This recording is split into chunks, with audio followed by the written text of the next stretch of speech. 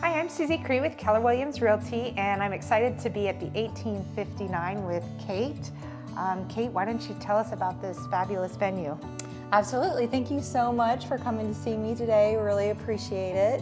1859 was born in November of 2021. It is an event venue. We host anything from bridal showers, weddings, receptions, graduation parties, launch parties, you name it. We've had it here. And I've always had a love and a desire for event planning, parties. We've had tons and tons of parties here. And about a year ago, I started dreaming and really thinking about that I wanted to do something new. And we have 3 kids and they're off in college and gone, empty nesters now. And so in November, the 1859 was born. How many people can you host for an event? Yes, so a sit-down event is a max of 100 seated for like a dinner or reception, and it can do 150 standing. So like a cocktail, more party vibe with like high cocktail tables. We have a room that is connected to this space that is called the theater room, and also it is a groom's lounge for weddings.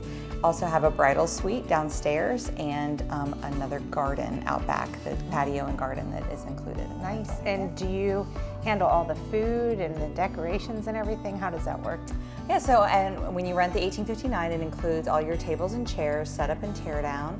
I have recommended caterers.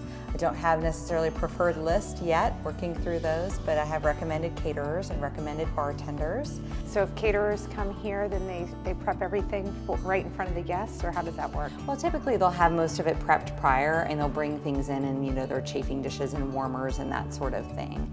It definitely lends itself to a really fun atmosphere if somebody wanted to do kind of a chef's, creation right there in front of their guests. And cook right on site, but there's definitely plenty of space for them to house all their items. Nice. So how about parking? If we have a big party, how do we handle parking? Yes. Because everybody knows Loveland has a little bit of a parking problem. Absolutely. Parking is always the topic of conversation in Loveland.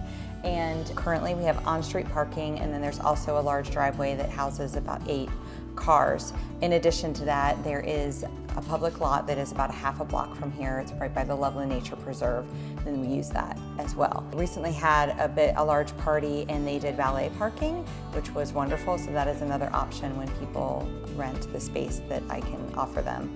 So tell me a little bit of the history of this building. Yes, so it was built in 1859. That's where the name comes from. Okay, and it's actually stamped in the front of the building, 1859. And originally it was owned by the Presbyterian Church. And then in about the 50s, the Church of God bought it, and that's who we bought it from. And a little fun fact is this was built prior to Lincoln becoming president, and President Lincoln came through on a train campaigning. Oh, wow. When this building was here.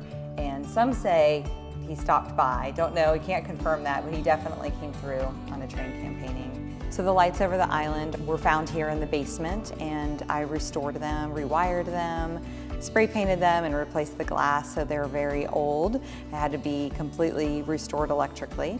And then the tent revival sign here as well was found in the cellar next door, which the building next door, interestingly enough, was built in 1830, so it's actually older than the church building. And another fun fact is that your husband is a preacher, and you Yes. have the church house, so that's great.